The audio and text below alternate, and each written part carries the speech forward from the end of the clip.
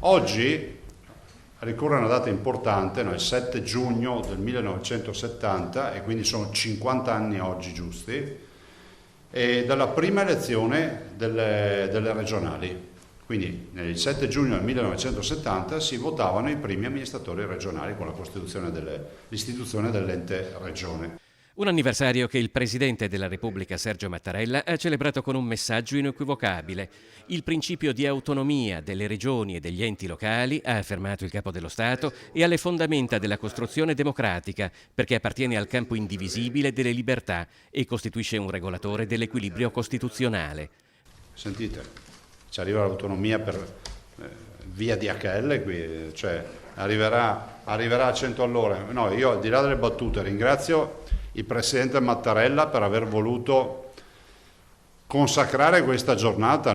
Sconosciute nel Regno d'Italia, dove al massimo c'erano le province, le regioni nacquero con la Costituzione repubblicana del 1948, ma furono istituite di fatto solo dopo 22 anni. Oggi, a 50 anni dalla loro istituzione, ne viene fuori, alla luce anche, io penso che il Presidente abbia valutato anche quello che è accaduto durante l'emergenza coronavirus, ne viene fuori una solidità di quello che è la logistica istituzionale in questo Paese, dove le regioni non sono un ente inutile, ma sono un ente che ha assunto un'operatività e un livello di conoscenza dei territori e di difesa dei territori che è unico. La lettura del messaggio presidenziale da parte del Presidente Zaia è suffragata dall'ultimo passaggio del Capo dello Stato.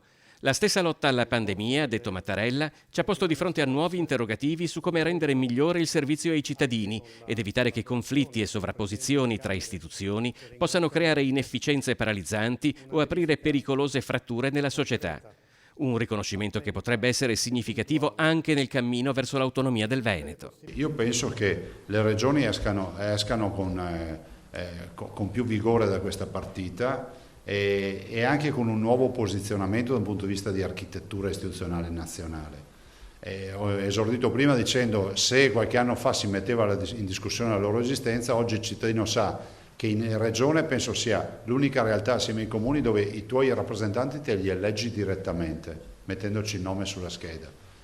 Hai la garanzia che comunque non c'è, sono rappresentanti del popolo, è un organo che legifera, che non è irrilevante, e poi è una realtà che comunque ha dimostrato di essere operativa.